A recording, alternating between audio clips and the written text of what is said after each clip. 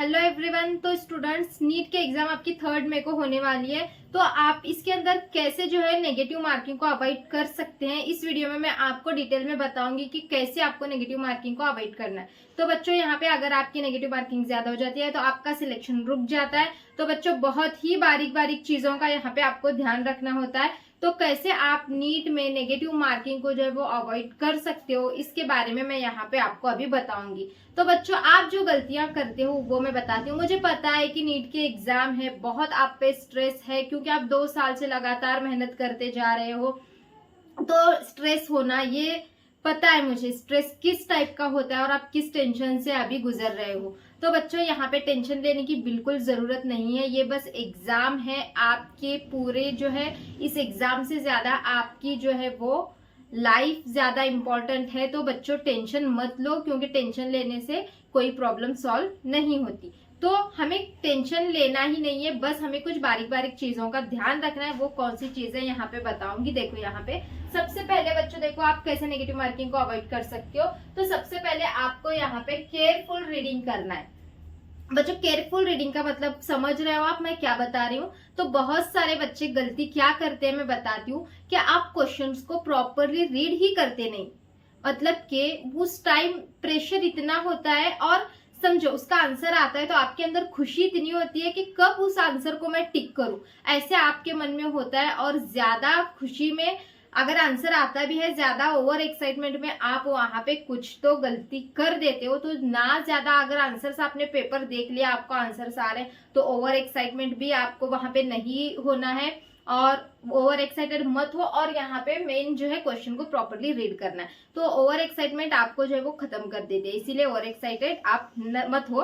तो यहाँ पे देखो, और स्ट्रेस भी मत लो। जितना स्ट्रेस डेंजरस है उतना ही जो है वो आपका ओवर एक्साइटमेंट जो होती है वो डेंजरस होती है। तो यहाँ पे देखो, सबसे पहले मैं आपको बताती हूँ आप गलती कहाँ पे करते हो। क्वेश्चन को केयरफुली रीड ही नहीं करते। आपने मॉक टेस्ट लगा ले, आप वहां पे टेंशन नहीं होता, वहां पे आप कर देते हो सही, लेकिन जो मेन आप जब एग्जाम देने जाते हो तो आप प्रॉपरली वहां पे रीडिंग नहीं करते क्वेश्चन की, जिसके अंदर कुछ कीवर्ड्स होते हैं। जैसे कि यहाँ पे कीवर्ड्स मतलब क्या होगा, कीवर्ड्स मतलब के एक्सेप्शंस होते हैं। वहां पे कुछ वहां पे पूछा जाता है कभी कभी एक्सेप्ट विथ, या फिर कुछ एक्सपेक्शंस होते हैं वहां पे, जो आप उस पर ध्यान नहीं देते और डायरेक्ट आप क्वेश्चन पढ़ते हो और फटाफट जो है वो आंसर को टिक कर देते हो। फिर वहां पे आपके मार्क्स नेगेटिव में चले जाते हैं। तो ये गलती बिल्कुल भी मत करो। जो क्वेश्चन है प्रॉपरली 1 से 2 टाइम रीड करो, ठीक है।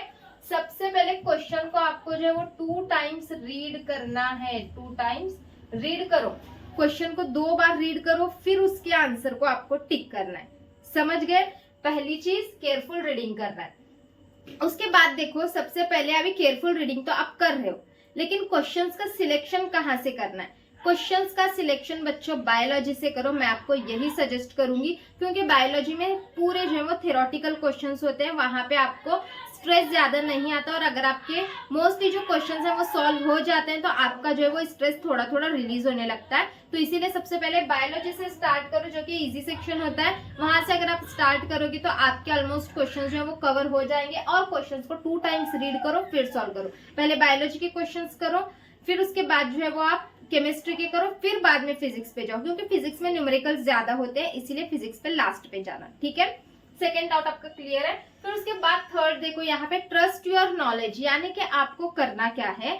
सबसे पहले देखो, आप अभी बायोलॉजी के क्वेश्चन रीड कर रहे हो, ठीक है। वहां पे कोई क्वेश्चन है और 4 ऑप्शन है। आप क्या करते हो मैं बताती हूँ। क्वेश्चन रीड करते हो और ऑप्शन में आंसर ढूंढते हो। इस तरीके से आप करते हो ना, तो यहाँ पे आपकी कंफ्यूजन जो है वो बढ़ जाती है। ऐसे मत करो, क्वेश्चन रीड करो, ऑप्शन को देखो ही मत। ऐसे समझो कि आपके सामने ऑप्शन है ही नहीं, ऑप्शन को मत देखो, सिर्फ आप पहले क्वेश्चन रीड करो और देखो, अपने माइंड में रिवाइज करो कि मैंने ये क्वेश्चन पढ़ा था तो इसका जो है आंसर क्या आ सकता है।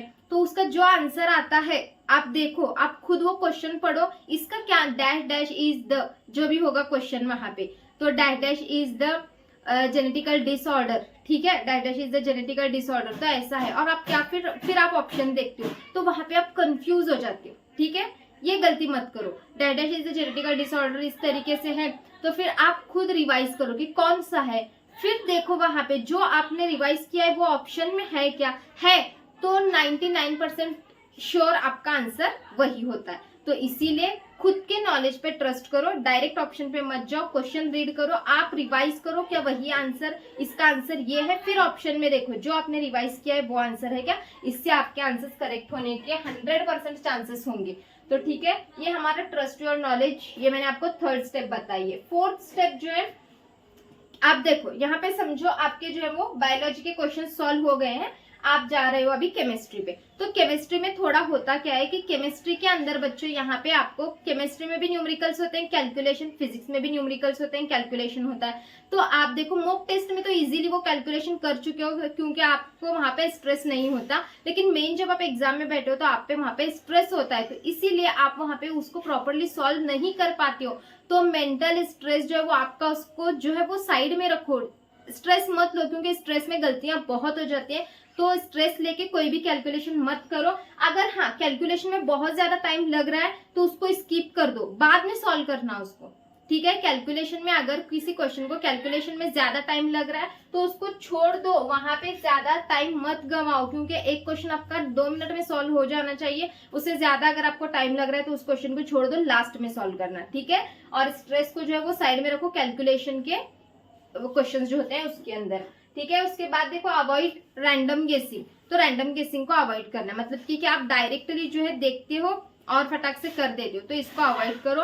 और इलिमिनेशन मेथड का आप यूज करो एंड में, कब, जब आपके पूरे क्वेश्चन सॉल्व हो जाए, ठीक है। जब आपने पूरे क्वेश्चन सॉल्व कर लिए हैं, आपके 10-15 क्वेश्चंस बच रहे हैं, तो वहां पे आपको एलिमिनेशन मेथड आप वहां पे अप्लाई करो। कैसे अप्लाई करना है, जब आपको पता है कि उसमें के 2 ऑप्शन एलिमिनेट हो रहे हैं, सिर्फ आपके पास अभी 2 ऑप्शन बचते हैं, तो 2 ऑप्शन में से आप श्योर हो कि 2 में से ही एक कोई तो आएगा, तो वैसे क्वेश्चंस को अटेम्प्ट करो क्योंकि वहां पे जो है 80% to 90% चांसेस होते हैं कि वही आंसर करेक्ट होता है। तो इसीलिए एलिमिनेशन मेथड लास्ट में अप्लाई करना है, ठीक है। स्टार्टिंग में अप्लाई मत करो, लास्ट में अप्लाई करो। जब आपका पेपर 10 से 15 क्वेश्चन सिर्फ गेसिंग क्वेश्चंस के बच जाते हैं, तो 10 से 15 वहां पे क्वेश्चंस में एलिमिनेशन मेथड आप अप्लाई कर सकते हो, लेकिन कब, जब आप टोटली श्योर हो कि ये 2 में से ही आंसर आ सकता है, ठीक है। उसके बाद देखो प्रॉपर OMR जो शीट फिलिंग होती है करना, तो यहाँ पे जो आपकी OMR जो फिलिंग शीट होती है तो उसको आपको प्रॉपरली फिलअप करना है। तो बहुत सारे बच्चे क्या गलती कर देते हैं पता है,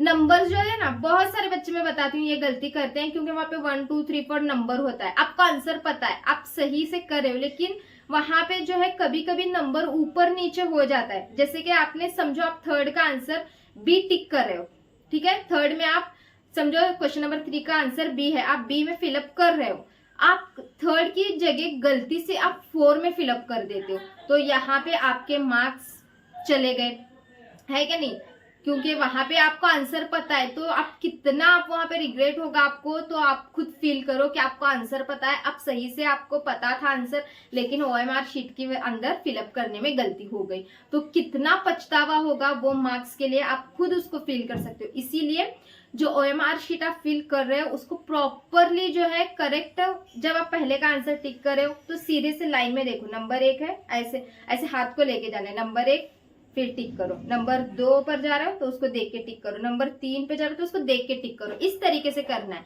तो आप ये गलती मत करो, प्रॉपरली नंबर देख के आंसर को टिक करो, ठीक है, क्योंकि ये बहुत इंपॉर्टेंट चीज है OMR फिलिंग करना, ठीक है। तो बच्चों यहाँ पे ये सारी चीजें मैंने बता दी है जिसकी वजह से आप जो है नेगेटिव मार्किंग को अवॉइड कर सकते हो।